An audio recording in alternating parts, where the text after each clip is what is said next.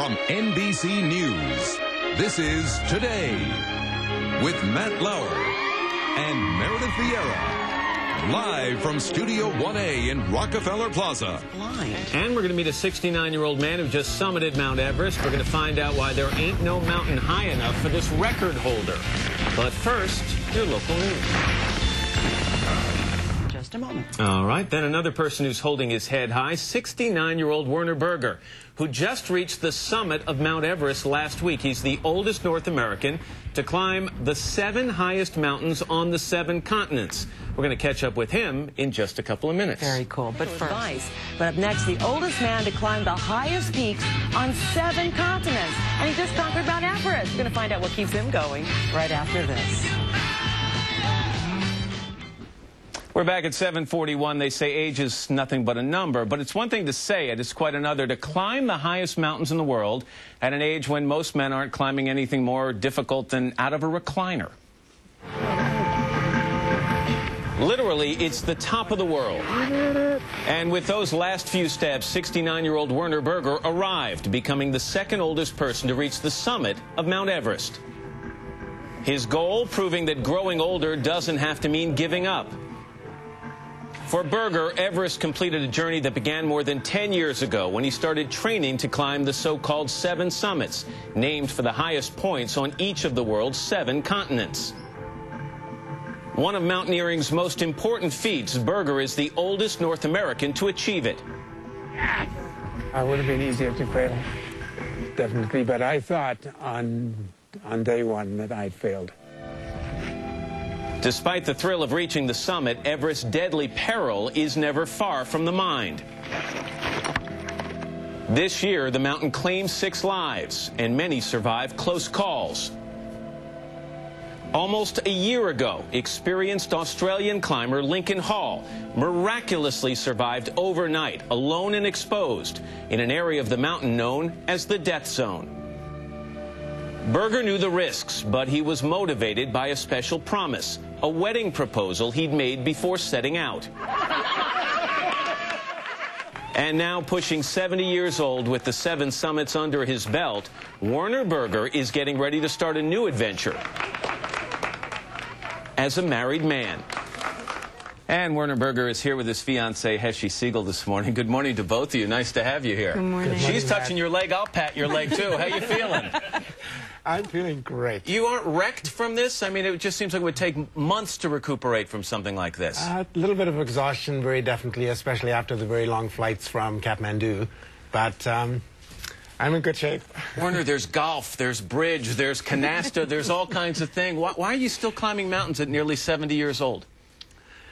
It's such an exhilarating experience. Now, Everest was absolutely an exhausting experience, but at the same time, the beauty of the mountain, the challenge of the mountain, just captivates. Yeah, I read where you said that only when you're on a mountain do you ever live life completely in the present.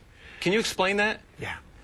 And what I mean by that is I live completely in the present for any length of time. In my consulting business, there are moments that I'm completely in the present with my clients, and that feels phenomenal. But to do that for 3, 4, 5, 6 weeks at a time is totally a shift in being for me. And everything is accentuated. The beauty of a sunrise, the getting out of the tent in the middle of the night and seeing this black ceiling and these laser-pointed stars and maybe a sliver of a moon the way we did on summit day. It really cannot be described. He's got a flair for the dramatic, by the way, Heshy. So just before he takes off to climb Mount Everest, he goes, by the way, if I make it back okay, will you marry me? That's kind of a strange proposal, isn't it? It is, and it was time. He just had to come back. Were you worried when he was up on the mountain? I mean, did you sleep for that week-long or several week-long period when he was actually making the climb? The only time I was concerned was with the ice falls. That was treacherous, but I knew he'd come back. Never had a moment. He's so determined and so passionate about it. What he does is that when he says he's going to do something and it's his dream, he was going to do it. So I never doubted that he was going to come back. You mentioned the ice falls. You had a couple of stages, a couple of points during this climb where you thought you were done. Yeah. You thought your chance of summiting was about 25%. So what got you through those periods? Visualizing myself on the summit. Did you really do that? Oh, absolutely. Absolutely. I had no doubt about that part. And I had doubt whether I could get there. It's really a very strange contrast.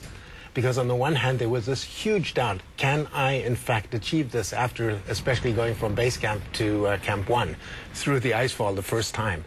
And I just knew I had to keep going. You talk about something about the freak-out point and how some people get stopped at the freak-out point and other people drive forward.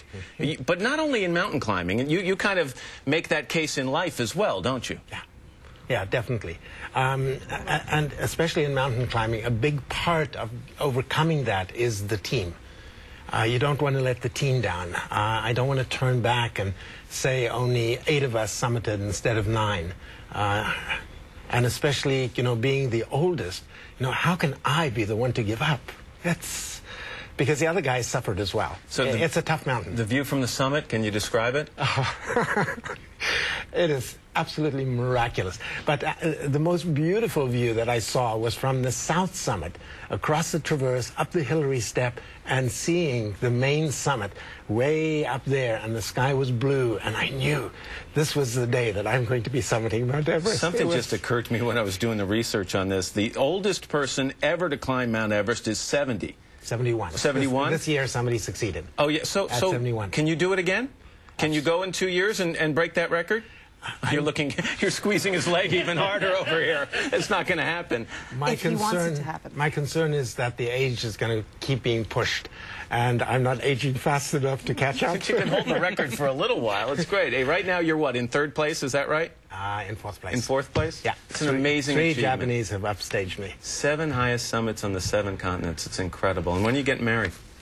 We haven't set a date yet. That was actually our commitment, both before going to Everest and in a phone conversation at Everest. But I've only been back hardly 24 hours. Oh, God. And it was such a surprise to see her at LAX. I did not think she would be there. Best of luck to you, too. Thank you very much. Nice to meet you. It's a pleasure. Matt, can I give you something? Oh, sure. It's a T-shirt that says "Meet Me at the Top," which is the name of my movie company. Oh, that's great. With the Buddha eyes and Everest 2007. I'll wear it and tell people I summited Mount Everest. How about Matt coming to Kilimanjaro with us next year? Yeah, that's a challenge I may take you up on.